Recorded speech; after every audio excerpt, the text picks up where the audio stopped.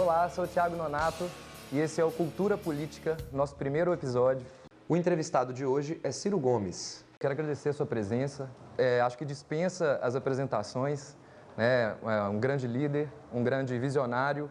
E eu queria te fazer duas perguntinhas, mais uma vez agradecer mesmo pela sua gentileza, sua presteza de participar do nosso programa. Trazendo para uma linguagem popular, entendendo que a arrecadação que é estipulada por esse governo, que é estimada por esse governo, é uma arrecadação progressiva de 10 anos, uma arrecadação uma expectativa de 1 trilhão. Como explicar ao pobre trabalhador a conta que é feita de que de 1 trilhão arrecadado em 10 anos, 800 bilhões serão pagos pelos mais pobres?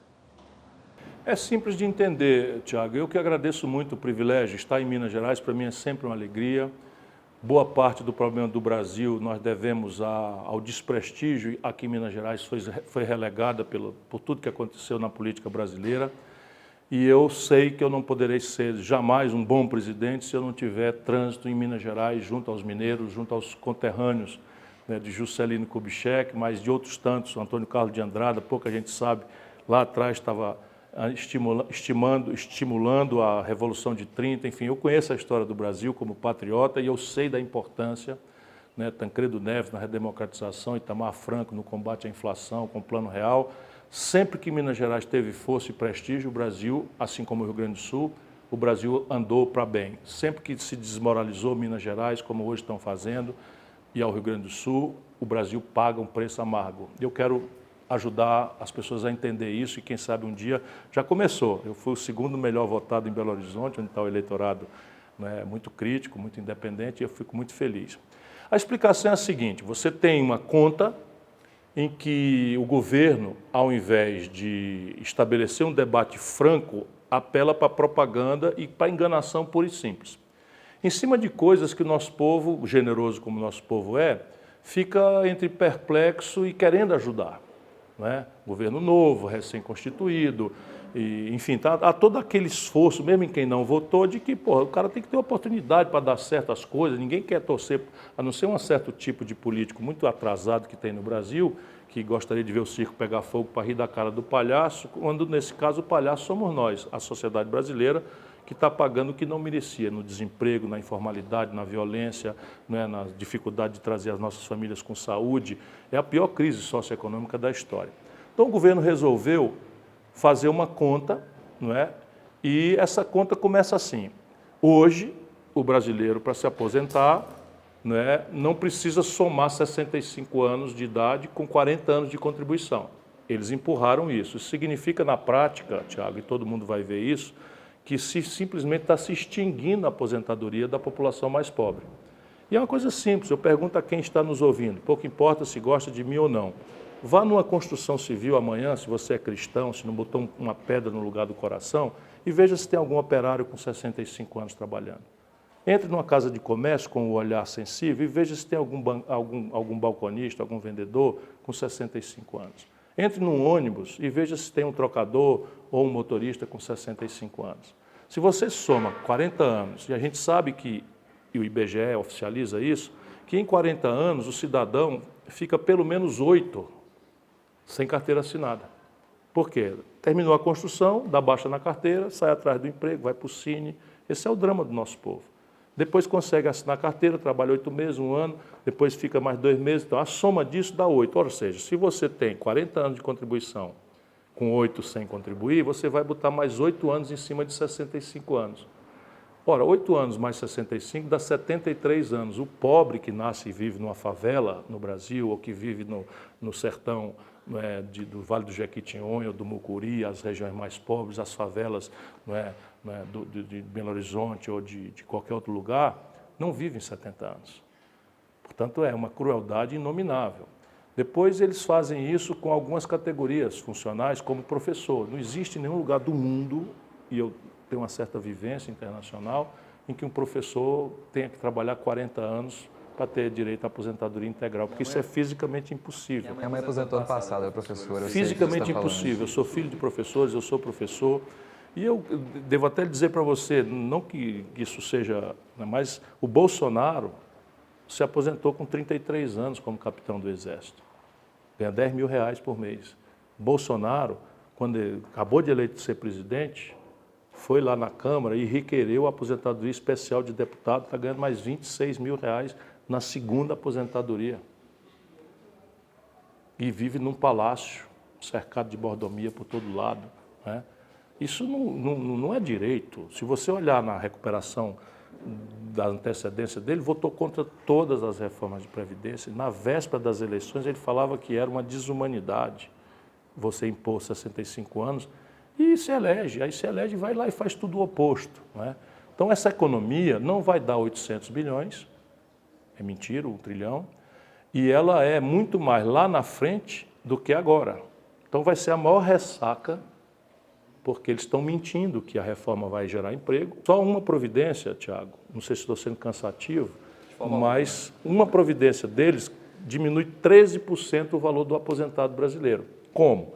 Na lei atual, o aposentado tem direito de tirar os 20% de salários mais menores do começo da vida e conta a média dos 80% dos maiores salários para fazer a aposentadoria. Então, a aposentadoria fica mais ou menos perto do último salário que o camarada ganhava.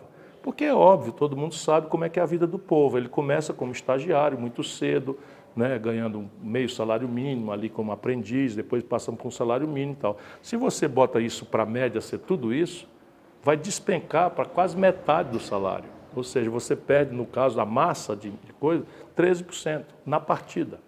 Então é uma desumanidade e essa soma de coisas só vai se somar lá no futuro. E o efeito em geração de emprego é o oposto. Porque se você arrocha a aposentadoria, nas cidades pequenas do Vale do Jequitinhonha e Mucuri, que é a região mais pobre de Minas, mas por isso é a metade sul do Rio Grande do Sul, o Nordeste semiárido, que eu conheço também, o fundão da Amazônia, é a mesma coisa. 70% do dinheiro que circula nas pequenas comunidades é dinheiro da Previdência. Esse foi o grande programa que a Constituição de 88 criou, e essa gente está descuidadamente colapsando essa renda. E nós já fechamos nos últimos 3 anos de maluquice, da Dilma para cá, 220 mil pontos de comércio. Fechamos 13 mil indústrias no Brasil. E nós estamos fazendo o oposto do que precisamos fazer. E a balança sempre pendendo para o... No caso brasileiro é cretino, cruel, porque veja os militares. E eu não falo por nenhum tipo de desrespeito, mas eles têm 9 oficiais generais. Eu conheço as peculiaridades da carreira, defendo que as Forças Armadas tenham prestígio, respeito, mas eles não estão tendo nenhum respeito, não é? As Forças Armadas custam 47 bilhões de reais a aposentadoria dos militares e só contribuem com 3 bilhões. Só as filhas de militares recebem 5 bilhões de reais de pensão. Eles se aposentam 99% com menos de 55 anos de idade. E fazer uma coisa dessa com o nosso povo mais pobre, isso não é justo, não é direito, nós temos que levantar a voz. E eu não tenho medo de ninguém, vou falar porque o meu compromisso é só um e somente um, povo brasileiro. E é sobre isso que é a segunda pergunta, Ciro. Temos 3 anos e meio de governo pela frente, ou desgoverno, como queiram chamar. Como agora nós vamos nos portar enquanto oposição? A gente tem que ter, antes de mais nada, muita humildade para entender a alma do nosso povo e procurar nos reconectar com ela. Porque a esquerda identitária colide com a moral popular. A esquerda identitária não diz nada para a população, porque a população viu o Brasil melhorar muito e depois quebrar na mão do mesmo partido. Viu lá com o Fernando Henrique, depois viu lá com a Dilma. Então, a população que foi induzida a acreditar que a política só tem esses lados, o preto ou branco, o Atlético ou o Cruzeiro e tal, tem que lembrar que tem o América, tem que lembrar que, né, que na política especialmente, você não pode cair nessa. E a forma mais doída que a população mandou dizer foi escolhendo alguém que parecia ser o mais estranho, mais esquisito, só pelo jeitão. Então, um cara que é 30 anos deputado, ligado a tudo que há de mais corrupto no Rio de Janeiro. Eu sei o que, eu fui colega do Bolsonaro na Câmara. Bolsonaro usava funcionário fantasma, pegava o dinheiro para botar no bolso. ensinou os filhos a fazer isso. Bolsonaro está ligado às milícias do Rio de Janeiro, Bolsonaro é ligado ao Sérgio Cabral. Eduardo Cunha, do Rio, Eduardo ligado a ele, chamou o Eduardo Cunha de herói. E de repente se aparece aí na base de fake news, mentindo que tem mamadeira de piroca, que quer ensinar os filhos do pobre ao kit gay, e essas coisas elas colidem na moral popular. E o povo resolveu então dar um basta na contradição e na mentira que se transformou o jogo de corrupção e traição do PSDB e do PT. E eu entendo isso com a minha alma. Portanto, se tem alguém que respeita os 57 milhões de brasileiros, irmãos meus, queridos irmãos meus, sou eu. Cabe a nós agora nos reconectar a partir de uma atitude humilde. Humilde. Entender que repetir o passado não vai responder aos dramas do futuro brasileiro. A população precisa ser chamada à sua inteligência e não às emoções superficiais. E nós temos que oferecer 3 coisas. Ideia, que a gente precisa mostrar que esse país tem saída, que a saída dá para fazer, mas que não é fácil, não existe salvador da pátria, não existe herói que vai chegar do céu, estalar o chicote e botar as coisas em ordem por nós. É possível. Nós precisamos ajudar o povo a entender que você não pode chamar um malabarista para fazer uma cirurgia de apendicite no seu filho. O que eu estou querendo dizer? O malabarista é maravilhoso. Quem não acha espetacular num circo, no meio da rua, a capacidade de fazer aquelas coisas, eu não sei fazer. Mas eu não posso, porque o cara é admirável, o malabarista, entregar meu filho que está com apendicite para ele fazer uma cirurgia. E, infelizmente, nós escolhemos o Bolsonaro, que nunca administrou uma ponta de bar desse tamanho. Ele não tem nada, ele é um politiqueiro. Nunca administrou privado. Nunca administrou. E aí, primeira experiência, presidente da República de um país complicado, no olho do furacão como o Brasil. A gente precisa ajudar o povo a entender. Muitas vezes a busca do novo compromete a necessidade da gente entender que a presidência da República não é lugar de estagiário. Pelo contrário, tem que ser lugar de gente que está treinada, que já mostrou que é capaz, que tem boas ideias. Então, a ideia. Depois, o exemplo. Porque nós já aprendemos também que todo político que investe de eleição é muito parecido com o Papai Noel. As pessoas sabem, ajudado pela marketagem, o que é que o povo quer ouvir. E mandam bala. E fica tudo muito fácil, é tudo muito ligeiro, é tudo muito tal, basta você botar o voto nele. Está aí esse camarada aqui de Minas Gerais, que é uma coisa estranha, mete logo 80 mil vagas de filhos do trabalhador, perderam matrícula de ensino integral. E na campanha, outra conversa, tudo era muito fácil, muito simples, que bastava chegar com a nova política, que inventaram esses papos furados agora, para enganar a população. O que existe é a política decente ou política indecente. Existe a política comprometida com o povo e política comprometida com a burguesia, com o rico, com o poderoso, com o barão. E a militância. Nós temos que ter a ideia, o exemplo, para transformar a palavra numa coisa assim. E você, quando foi governador, o que você fez na educação? Qual é a sua obra em matéria de gerar emprego? O que você andou fazendo em matéria de combate à corrupção? Você já está enrolado, já foi enrolado em alguma coisa? A gente precisa olhar, é o exemplo. E a militância. Então, a militância é o que todo brasileiro precisa reaprender a fazer. Hoje eu fico feliz porque tem muito garoto, muitos jovens, que estão entrando aí numa luta, não é? E a gente precisa dizer isso para todo brasileiro. Porque você vota no deputado e depois esquece o nome do cara. Aí o cara vai lá e decide que tu nunca mais vai se aposentar com o teu voto.